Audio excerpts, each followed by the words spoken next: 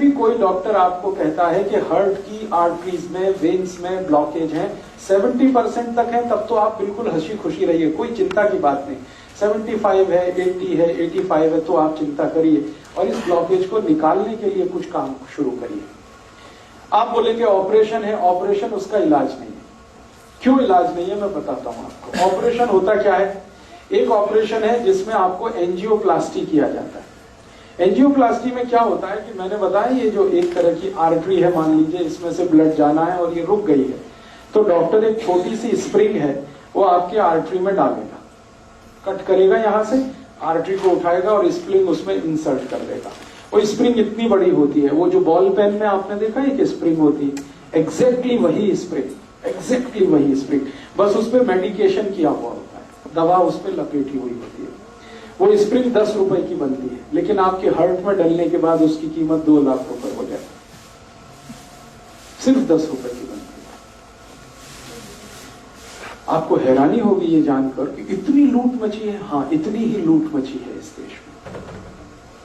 10 रुपए की चीज को आपके हार्ट में डाल के वो कहेगा कि अब तो 2 लाख का बिल हो गया, 2.5 लाख का बिल हो गया, 3 लाख का बिल हो गया।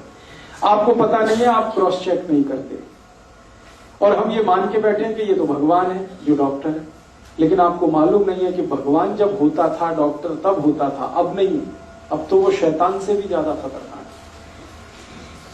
भगवान फिर भी आपकी जान ही लेगा, ये तो इतना शैतान है कि जान भी लेगा, पैसे भी निकाल लेगा आपके घर से।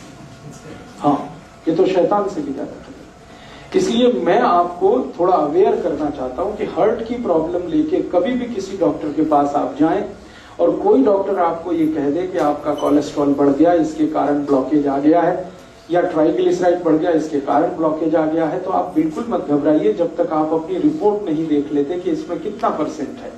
अगर 70 या 70 से नीचे है तब तो चिंता करने की बात ही नहीं। घर आइए, आराम से सोइए, खाइए पीजिए। 70+ है तो जरूर थोड़ी चिंता की बात है, लेकिन उस चिंता को दूर करने के लिए कुछ उपाय हैं जो मैं आपको बताना चाहता हूं। ऑपरेशन उसका उपाय नहीं है। क्यों? मान लीजिए उसने एक आर्टरी को कट किया और एक स्प्रिंग डाल दिया। स्प्रिंग मैंने कहा इतनी सी है, इतनी सी स्प्रिंग यहां आ गई, ठीक है। अब ये स्प्रिंग डाल दी तो इसमें होगा क्या कि आर्टरी का थोड़ा एक्सपेंशन हो गया, तो खून ज्यादा जाने लगेगा। 1-2 दिन आपको बहुत रिलीफ लगेगा, लेकिन आगे और पीछे जहां स्प्रिंग है ना, उसके आगे और उसके पीछे वहां फिर जमा हो जाएगा क्या? कचरा, कीचड़, कोलेस्ट्रॉल फिर जमा हो गया, तो फिर तकलीफ आएगी आपको। फिर दोबारा आप डॉक्टर के पास जाएंगे, फिर कहेगा आपको एक और एंजियोप्लास्टी कराना पड़ेगा। तो जहां पे उसने स्प्रिंग डाला था उसके आगे पीछे और एक डाल देगा, फिर आपका 2-2.5 लाख का खर्चा।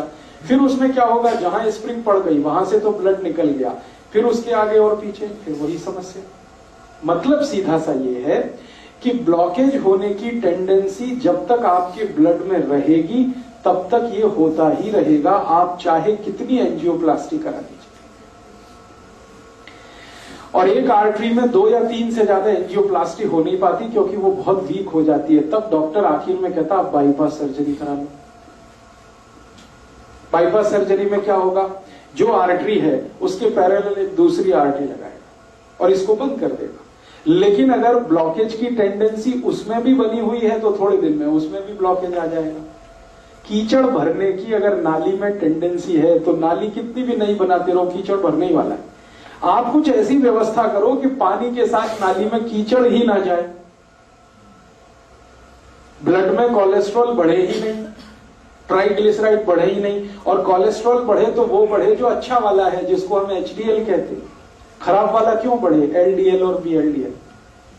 तो मूल बात जो हमें समझने की है वो ये कि हार्ट की प्रॉब्लम में कभी भी आपको डायग्नोसिस कर दिया किसी डॉक्टर ने कि आपको हार्ट अटैक आने वाला है, हार्ट फेल होने वाला है, कार्डियक अरेस्ट होने वाला है क्योंकि आपकी आर्टरीज में यहां ब्लॉकेज है, यहां ब्लॉकेज है, तो इसमें चिंता नहीं करना है, चिंतन करना है। चिंता करेंगे आप, घबराएंगे, घबराहट में वो सारे पैसे आपके निकाल लेगा क्योंकि यही आपका वीक पॉइंट है। आप चिंतन ये करिए कि मेरे ब्लड में जो खराब कोलेस्ट्रॉल है वो बढ़ क्यों रहा है, ये कम हो जाना चाहिए। अब ब्लड में खराब कोलेस्ट्रॉल बढ़ने से ही ब्लॉकेज है, तो खराब कोलेस्ट्रॉल बढ़ने के कारण जान लीजिए। किन कारणों से खराब कोलेस्ट्रॉल बढ़ता है और किन कारणों से अच्छा कोलेस्ट्रॉल बढ़ता जिंदगी में जितने भी लोग डालडा खाते हैं, डालडा आप समझते हैं, वेजिटेबल ऑयल, ये डालडा सबसे खराब वस्तु है जो खराब कोलेस्ट्रॉल को बढ़ाती है। खराब कोलेस्ट्रॉल मैंने फिर बोला, एलडीएल और वीएलडीएल। एलडीएल और वीएलडीएल आपके खून में सबसे ज्यादा तब बढ़ता है जब आप डालडा खाते हैं और रिफाइंड ऑयल खाते हैं और डबल रिफाइंड ऑयल खाते हैं, ट्रिपल रिफाइंड ऑयल खाते हैं। तो refined oil, double refined oil, triple refined oil, Dalda, ये 4 नाम हमेशा याद रखिए जो सबसे खतरनाक है आपकी जिंदगी के लिए। इनसे जुड़े हुए अगर प्रोडक्ट आपके घर में हैं, डालडा या डालडा का कोई भी प्रोडक्ट, XYZ ब्रांड नेम से आ सकता है। रिफाइंड ऑयल का कोई भी प्रोडक्ट XYZ नेम से आ सकता है, वो रुचि हो सकता है, वो सोया हो सकता है, वो गगन हो सकता है, वो पता नहीं क्या क्या नाम से हो सकता है। ये सब वो प्रोडक्ट हैं जो आपके शरीर में खराब कोलेस्ट्रॉल का निर्माण करते हैं। खराब माने LDL और VLDL, उसके कारण आपको ब्लॉकेज है। तो क्या करना चाहिए? इमीडिएट आपको फैसला करना चाहिए कि भाई हमारे घर में डालडा नहीं आएगा, हमारे घर में कोलेस्ट्रॉल खराब बढ़ाने वाला कोई भी प्रोडक्ट नहीं आएगा। तो डालडा हटा दीजिए, अपने भोजन से डालडा निकाल दीजिए और रिफाइंड ऑयल भी निकाल दीजिए, डबल रिफाइंड भी ऑयल निकाल दीजिए। तो रिफाइंड और डबल रिफाइंड और डालडा निकालते ही आपका कोलेस्ट्रॉल घटना शुरू हो जाए, इमीडिएट।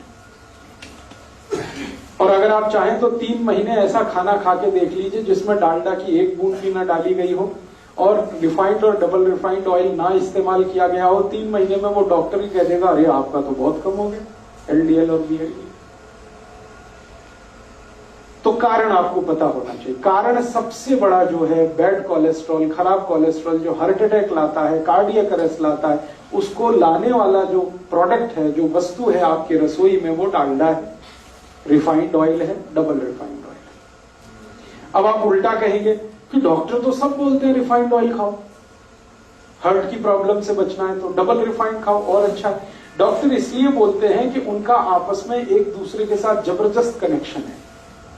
रिफाइंड और डबल रिफाइंड ऑयल बेचने वाली कंपनियों का डॉक्टरों के साथ कनेक्शन है। डॉक्टर उनका जितना भी प्रिस्क्रिप्शन करेंगे, कंपनियों का धंधा चलेगा, कंपनियों का धंधा चलेगा तो डॉक्टरों का भी धंधा चलेगा। लोग जितना ज्यादा रिफाइंड और डबल रिफाइंड खाएंगे उतना हार्ट अटैक आएगा, उतना हार्ट अटैक आएगा तो डॉक्टरों की भी चांदी है, कंपनियों की भी चांदी। इसलिए आप विज्ञापन देखकर टेलीविजन पर कभी भी जिंदगी के बारे में फैसला मत करिए। टीवी पर ऐसे ऐसे विज्ञापन आते हैं, कोई पत्नी अपने पति के बारे में बात करती हुई कहती है कि इनको तो ये तकलीफ है तो मैं उसी दिन से सोया वनस्पति ऑयल ले आई, तो ये ऑयल ले आई, तो वो ऑयल ले आई। बस यही खतरनाक, क्योंकि एक भी विज्ञापन सच नहीं होता और सच विज्ञापन करने की उनकी कोई जवाबदारी नहीं है, क्योंकि सरकार ने उनको झूठ बोलने का लाइसेंस दिया है। एक भी विज्ञापन सच नहीं होता और सच बात विज्ञापन में बताई नहीं जाती। तो आप टीवी विज्ञापन देखकर कभी भी ये डिसाइड मत करिए कि हमारे घर में क्या लाना है क्या नहीं लाना। वो ऑयल के बारे में है तब तो बहुत कॉशियस नहीं। तो आप जैसे ही डालडा हटाएंगे, जैसे ही ये रिफाइंड और डबल रिफाइंड ऑयल हटाएंगे, 3 महीने आप देशी घी में खाना बना के खा लीजिए, देशी घी। आप देखेंगे आपका कोलेस्ट्रॉल कम होना शुरू हो जाएगा, ट्राइग्लिसराइड कम होना शुरू हो जाएगा। अब ये महत्व की बात है जो आपने कहा वो भी नकली है, तो असली बना लीजिए घर में। दूध आपके पास आता है, दही बना लीजिए, उसमें से मक्खन निकाल लीजिए, मक्खन को गर्म करके घी बना लीजिए, वो आपके घर में ही है। मेरा कहने का मतलब ये है कि आप घी के लिए देशी घी जितना ज्यादा खाएंगे बैड कोलेस्ट्रॉल उतना कम बनेगा, डालडा जितना खाएंगे बैड कोलेस्ट्रॉल उतना ज्यादा बनेगा, रिफाइंड और डबल रिफाइंड खाएंगे और ज्यादा। तो पहली बात अपने जीवन में याद रखिए कि हार्ट से जुड़ी हुई किसी भी प्रॉब्लम में तेल तुरंत बदल दीजिए। फिर आप बोलेंगे अच्छा डालडा छोड़ दिया, तो डालडा छोड़ के घी पे आ जाइए। और घी में मैं आपसे कह चुका हूं कि गाय का हो तो बहुत अच्छा है। गाय का घी जिस पर 12 साल मैंने रिसर्च किया है, 1 ग्राम भी कोलेस्ट्रॉल नहीं बढ़ने देता। गाय के घी में ऐसी तासीर है। हाँ मैं बताता हूं, एक मिनट। गाय का घी 12 साल तो मैं रिसर्च कर लिया, हजारों साल हमारे ऋषि मुनियों ने रिसर्च कर लिया। गाय का घी 1 ग्राम भी कोलेस्ट्रॉल किसी का बढ़ने नहीं देता, कितना भी खा लें आप, 1 ग्राम भी नहीं बढ़ने देता। बढ़ने देता है जो घी वो भैंस का है। तो जिनको हार्ट की प्रॉब्लम है उनको भैंस का घी तो छोड़ ही देना अच्छा है, गाय का घी कहीं से अरेंज करना। अब आप बोलेंगे गाय नहीं है तो गाय लाइए, गौशाला है पटियाला में, वो गौशाला वालों से निवेदन करिए, वो देशी गाय पालेंगे, आपको घी भी देंगे, दूध भी मिलेगा। ये सारी समस्याओं का समाधान हम कर सकते हैं। बात जो मोटी समझने की है वो गाय के घी की है। दूसरी जानकारी कि आपके घर में तेल एकदम शुद्ध लाइए। ये जो रिफाइंड तेल है ना ये छोड़ दीजिए, शुद्ध तेल लाइए। शुद्ध तेल कैसा? सरसों आपके बाजार में मिलती है, सरसों लेके जाइए, तेल निकालने वाली मशीन को दीजिए कि भाई मेरा तेल निकाल के दो, तो जिस कंडीशन में वो तेल निकाल के देता वही शुद्ध है। ज्यादा से ज्यादा उसको फिल्टर करा लीजिए। एक फिल्टर्ड ऑयल आता है और एक रिफाइंड ऑयल आता है। रिफाइंड ऑयल गलती से भी मत लाइए, फिल्टर्ड लाइए। फिल्टर माने छान के, बस इतना ही है, उसमें कुछ केमिकल मिक्सिंग नहीं है।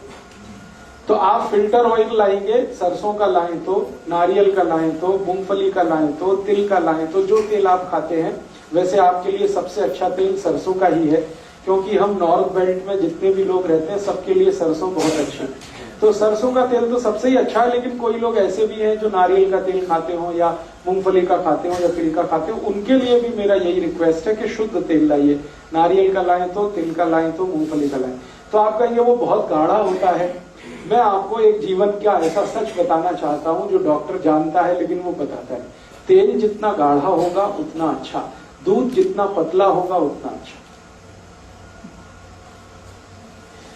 तेल जितना गाढ़ा होगा उतना अच्छा, दूध जितना पतला होगा उतना अच्छा। अब पतला दूध आपको चाहिए तो वो गाय पे ही मिलेगा, भैंस का तो नहीं मिलेगा। और गाढ़ा तेल चाहिए तो शुद्ध तेल ही गाढ़ा होता है, रिफाइंड तेल तो बिल्कुल पानी के जैसा है।